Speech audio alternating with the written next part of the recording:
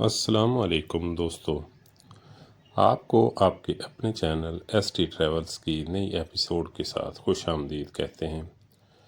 ناظرین کرام، جیسا کہ آپ کو علم ہے کہ ہم اپنے ایس ٹی ٹریولز چینل میں ایسی ویڈیوز کو اپلوڈ کرتے ہیں جن کا تعلق تاریخ، مذہب، فنون اور تاریخی تہذیبوں سے ہوتا ہے۔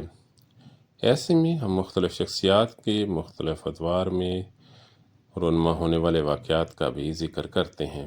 ایسے میں ایک ایسی شخصیت جس کا آج ہم اپنے اس ایپیسوڈ میں ذکر کریں گے، یہ ہزاروں سالوں سے ایک پراسرار اور سمجھ میں نہ آنے والی شخصیت بنی ہوئی ہیں۔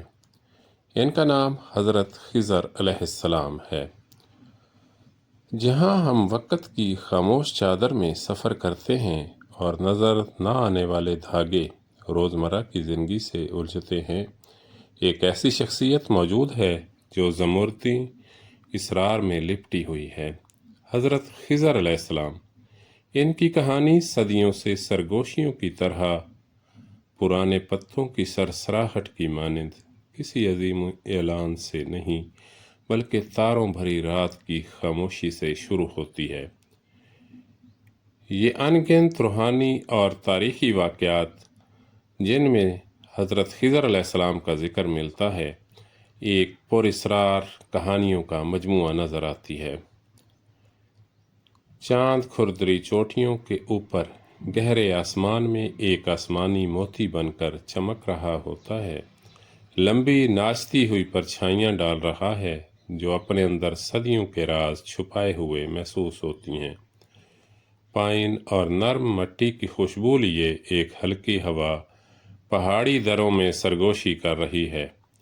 ایسی ہی ایک ماورائی فضا میں کہانی کاروں اور صوفیوں کی نسلوں سے گزرتی ہوئی خاموش روایات کے مطابق ایک سبز لباس میں ملبوس بزرگ کبھی کبھار زمینی دنیا پر جلوہ گر ہوتے ہیں۔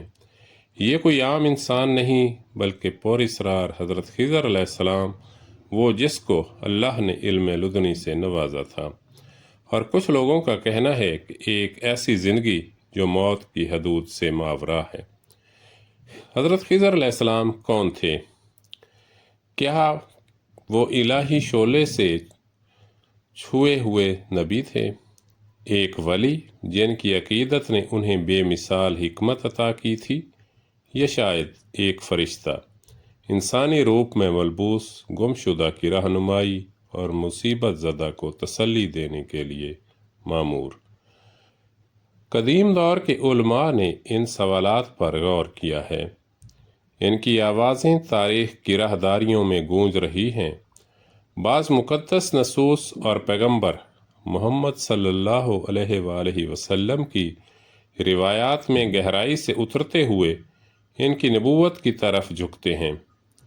قرآن میں حضرت موسیٰ علیہ السلام کے ساتھ ان کی ملاقات قرآنی اوراق میں موجود ہے۔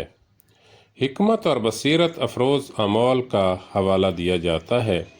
دوسرا، انہیں ایک ولی، اللہ کے ایک خاص بندے کے طور پر دیکھتے ہیں جن کی تقوی اور اللہ تعالیٰ سے قربت نے باطنی علم کے ذریعے کھول دیے، اور تصوف کی صوفیانہ روایات میں انہیں اکثر ایک روحانی رہنما کے طور پر تعظیم دی جاتی ہے جو الہی اتحاد کی طرف مشکل راستے پر چلنے والوں کے لیے روشنی کا مینار ہیں۔ خود اسم خضر ان کے جوہر کی سرگوشی لیے ہوئے ہے، جس کا مطلب ہے سبز والا۔ یہ زندگی، تجدید اور ایک دائمی توانائی کی تصویر کو ابھارتی ہے۔ روایات ان کے آب حیات سے ملاقات کی بات کرتی ہیں، ایک افسانوی چشمہ جس کا امرت پینے والوں کو کبھی موت نہیں آتی۔ اگرچہ اس کہانی کی سچائی وقت کی دھند میں چھپی ہوئی ہے، لیکن سبز رنگ کی علامت ان کے رہنمائی اور تسلی کے ایک دائمی ذریعہ کے طور پر ان کے تصور کردہ کردار کے ساتھ گہرا تعلق رکھتی ہے۔ مختلف ثقافتوں اور عقائد میں خضر کی موجودگی کی باز گشت محسوس کی جا سکتی ہے۔ یہودی روایات ایلیہ یعنی حضرت الیاس علیہ السلام کی بات کرتی ہیں۔ ایک نبی جو ایک طوفان میں آسمان پر اٹھا لیے گئے تھے اور جو ضرورت کے وقت واپس آتے ہیں۔ کچھ علماء خضر اور ملک صدق کے درمیان مماثلتیں تلاش کرتے ہیں۔ عبرانی بائبل میں مذکور ایک بادشاہ اور کاہن جن کا نسب اور اصل پر اسرار طور پر غیر متعین ہے، یہ بین الثقافتی مماثلتیں ایک دنا اور نیک شخصیت کے ایک عالمگیر نمونے کے طور پر اشارہ کرتی ہیں جو زمینی وجود کی حدود سے ماورا ہے۔ خضر کے معمہ میں سب سے زیادہ روشن کرنے والی جھلک قرآن مجید فرقان حمید کی مقدس آیات سے ملتی ہے، خاص طور پر سورۃ الکہف۔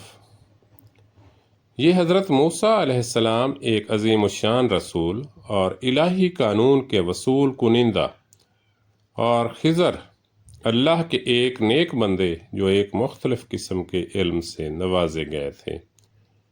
علم لدنی ایک حکمت جو براہ راست اللہ تعالیٰ کی طرف سے عطا کی گئی تھی کے درمیان تاریخی ملاقات کا ذکر کرتی ہے۔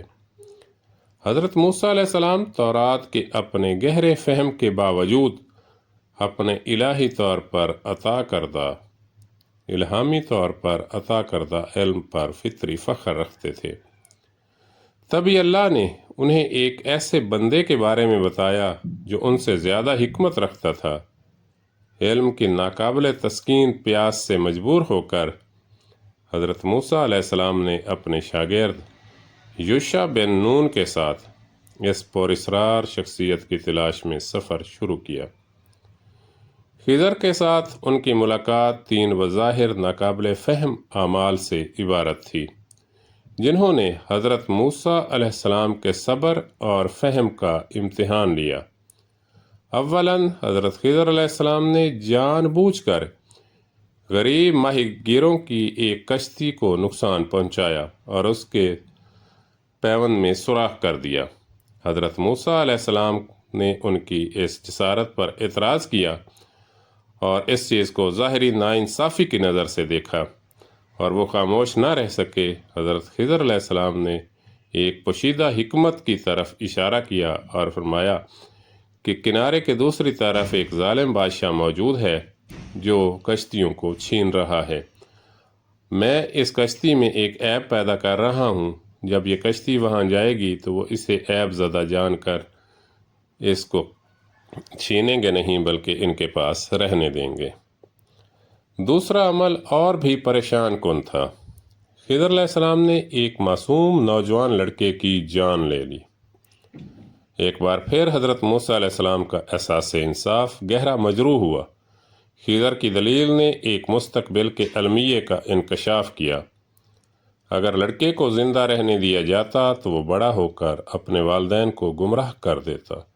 جب حضرت خضر علیہ السلام نے آنے والے وقت کے بارے میں یہ پیشن گوئی کی تو حضرت موسیٰ علیہ السلام کو بہت حیرانی ہوئی۔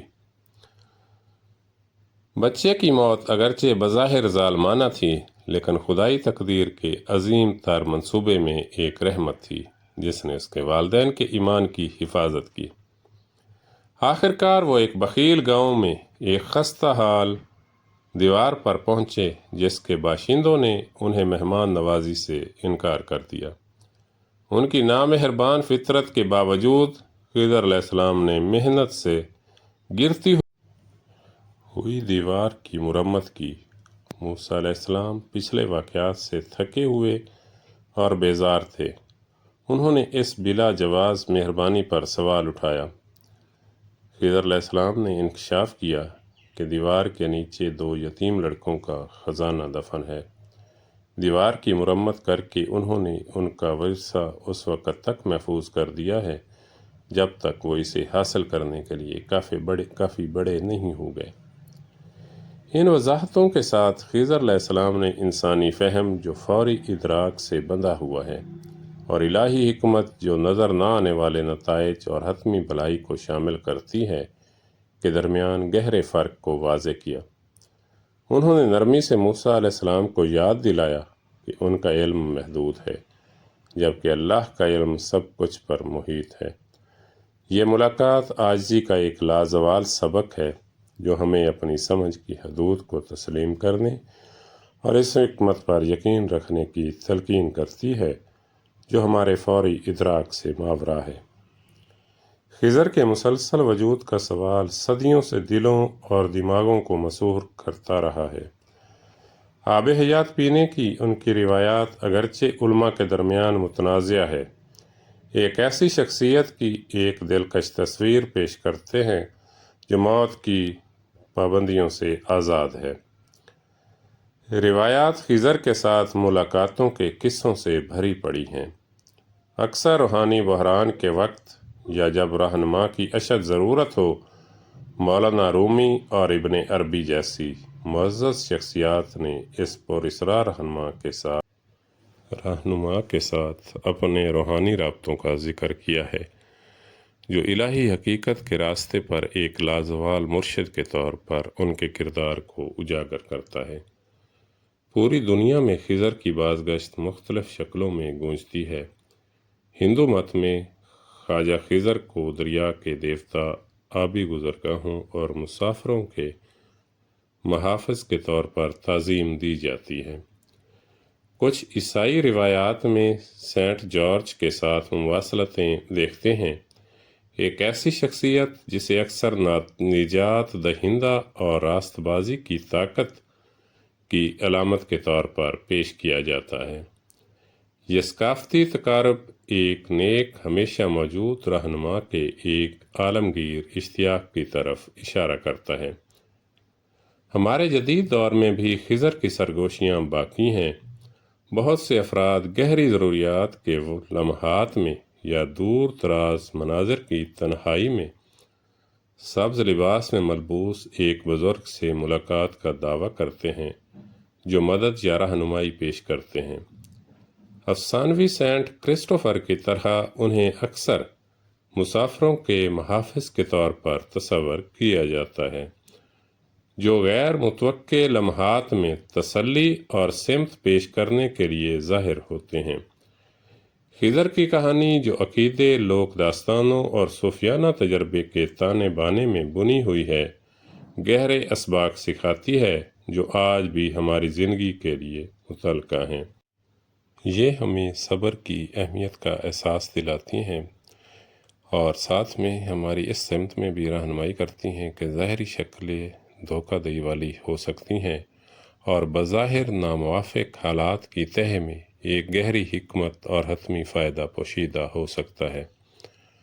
جیسا کہ ایس ٹی ٹریولز حضرت خضر کی دلکش کہانی کی اس روحانی کھوج کو پایا تکمیل تک پہنچاتا ہے تو ہم حیرت کے احساس اور انصرار کے لیے ایک تجدید شدہ قدردانی کے ساتھ رہ جاتے ہیں جو ہماری سمجھ سے ماورا ہیں۔ ان کی کہانی محض ایک تاریخی واقعہ یا ایک مذہبی تمثیل نہیں ہے، یہ ایک لازوال یاد دہانی ہے کہ کائنات ایک پراسرار علوم کا مجموعہ ہے اور کہیں پر بھی کوئی شخص علم کی تکمیل کا دعویٰ نہیں کر سکتا، جو اکثر انسانی عقل کی حدود سے تجاوز کر جاتے ہیں۔ یہ امید کی سرگوشی ہے پوشیدہ رہنمائی کی، اور ایک ایسی دنیا میں جو اکثر غیر یقینی صورتحال میں گھری رہتی ہے، نیک قوتوں کی دائمی موجودگی کی بھی گواہی دیتی ہے۔ آخر میں ہم اپنے پیارے ناظرین سے یہ گزارش کریں گے کہ ایس ٹی ٹریولز اپنی کاوش کے ساتھ آپ لوگوں کے لیے بہتر سے بہتر ویڈیو اور بہتر سے بہتر موضوع کا انتخاب کرنے کی کوشش کرتا ہے۔ آپ حضرات سے ہم صرف یہ گزارش کرتے ہیں کہ برائے مہربانی ہمارے چینل اور ہماری حوصلہ افزائی کے لیے ہمارے چینل کو لائک، شیئر اور سبسکرائب کریں تاکہ آپ لوگوں کی محبت ہم تک پہنچ سکے اور ہم میں مزید بہتر سے بہتر کام کرنے کا جذبہ پیدا ہو سکے۔ آخر میں اپنے دوستوں سے یہ گزارش ہر حال میں کریں گے کہ برائے مہربانی کمنٹس کے اندر ہماری رہنمائی ضرور کیا کریں تاکہ ہمیں معلوم ہو سکے کہ کن ایشوز پر ہم بہتری لا کر آپ کے لیے اس سے بھی اچھی ویڈیوز بنا سکتے ہیں، کیونکہ آپ کی تنقید یا تعریف ہمارے لیے ایک امرت کی حیثیت رکھتی ہے۔ تو آخر میں پھر آپ سب دوستوں کو اللہ حافظ. آپ سب اللہ کی